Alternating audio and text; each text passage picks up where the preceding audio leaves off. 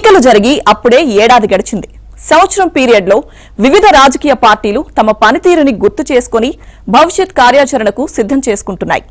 ఈ ఏడాదిలో బీజేపీ సాధించిన ఫలితాలు, ఎదుర్కొన్న సవాళ్లు, ఫెయిల్యూర్స్ పై ఏబిఎన్ రివైండ్.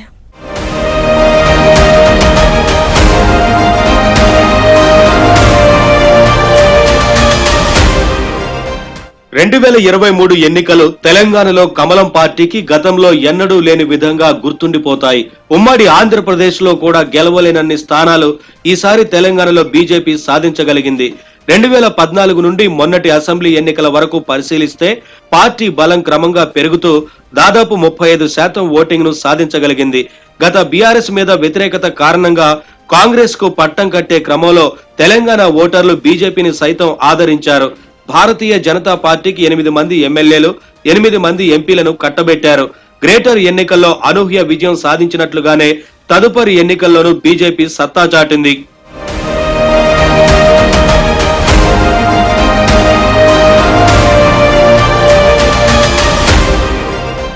ఎన్నికల్లో విజయం అందుకున్న జోష్ తో 2024లో తెలంగాణలో బీజేపీ దూసుకుపోయింది. సంస్థాగతంగా బలోపేతమయ్యే దిశగా రాష్ట్ర వ్యాప్తంగా కమిటీలు ఏర్పాటు, మెంబర్షిప్ డ్రైవ్లు నిర్వహించింది. 40 లక్షల సభ్యత్వాలు టార్గెట్ గా పెట్టుకుని కాస్త తక్కువగా 35 లక్షల మందిని చేర్చుకుంది. అయితే టీబీజేపీ అధ్యక్షుడిగా ఉన్న కేంద్ర మంత్రి కిషన్ రెడ్డి తీరుపై మాత్రం అసంతృప్తి పెరిగిపోతోంది.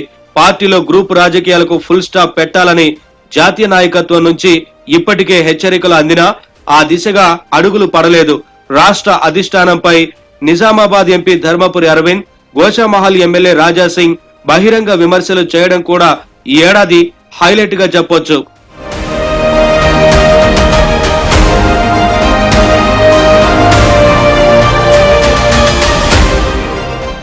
హైడ్రాతో పాటు మూసీ పునరుజ్జీవనం పేరుతో కాంగ్రెస్ ప్రభుత్వం చేపట్టిన కూల్చివేతలకు వ్యతిరేకంగా బీజేపీ ఉద్యమ కార్యాచరణ ప్రారంభించింది. నవంబర్ 25వ తేదీన ఇందిరా పార్క్ వద్ద పెద్ద ఎత్తున దీక్ష చేపట్టి నిరసన తెలియజేసింది. అప్పటి నుండే కాంగ్రెస్ ప్రభుత్వ తీరుపై ప్రజలను ఏకం చేసే పనిలో నిమగ్నమైంది. ప్రజా సమస్యలపై ఇప్పటి వరకు పెద్దగా ఆందోళన కార్యక్రమాలు చేపట్టని బీజేపీ ఒక్కసారిగా యాక్టివ్ అయింది. కాంగ్రెస్ ప్రభుత్వం ఏర్పడిన నాటి నుండి ఎన్నికల హామీలను నెరవేర్చకపోవడంపై బీఆర్ఎస్ ప్రజాక్షేత్రంలో ఉద్యమాలు నిర్వహిస్తున్న వేళ తాము 2 ఆకులు ఎక్కువే తిన్నామంటూ బీజేపీ కూడా ప్రత్యక్ష పోరాటాలకు దిగింది. రాష్ట్ర ప్రభుత్వంపై ఉన్న వ్యతిరేకతను తనకు అనుకూలంగా మార్చుకునేందుకు ప్రయత్నిస్తోంది.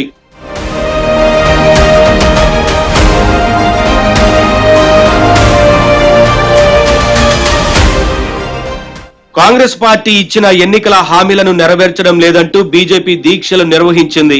ఇందిరా పార్క్ వద్ద రైతు దీక్ష, యువతకి ఇచ్చిన హామీలను నెరవేర్చాలంటూ దీక్ష చేపట్టింది. అయితే అవి కేవలం ఒక్కరోజు మురిపంగా మారిపోయాయి. తర్వాత ఆ అంశాలపై ఎలాంటి ఆందోళన కార్యక్రమాలు చేపట్టకపోవడంతో ప్రజల కోసం చేస్తున్నదేమిటి అన్న చర్చ మొదలైంది. కొంతకాలంగా స్తబ్దుగా ఉన్న తర్వాత బీజేపీ వేగం పెంచింది. గ్రూప్ 1 అభ్యర్థులకు మద్దతుగా కేంద్ర మంత్రి బండి సంజయ్ చేపట్టిన నిరసన ర్యాలీకి అభ్యర్థుల నుంచే కాకుండా రాష్ట్ర వ్యాప్తంగా మంచి స్పందన వచ్చింది. చలో సెక్రటేరియట్ కార్యక్రమంతో కేడర్లోనూ మంచి జోష్ వచ్చింది. అదే జోష్ ను కొనసాగించేలా నగరంలో ప్రజల ఇబ్బందులపై నిరసన కార్యక్రమాలకు పిలుపునిచ్చింది. ఇందులో భాగంగా హైడ్రా, మూసీలపై కార్యాచరణ రెడీ చేసింది బీజేపీ. నవంబర్ 23, 24, 25వ తేదీల్లో వరుసగా కార్యక్రమాలు నిర్వహించింది. మూసీ పరివాహక ప్రాంతాల్లోని 10 నియోజకవర్గాల్లో నియోజకవర్గానికి 1 ఎమ్మెల్యే, ఎంపీ చొప్పున పర్యటించారు. రాష్ట్రంలో ధాన్యం కొనుగోలు కేంద్రాలను సందర్శించి రైతుల్లో భరోసా నింపారు. లగచర్ల ఘటనలో బాధితుల పక్షాన బీజేపీ ఎంపీలు అరెస్ట్ అయ్యారు. మొత్తంగా 2024లో బీజేపీ అనేక సవాళ్లు, విమర్శలు ఎదుర్కొంది.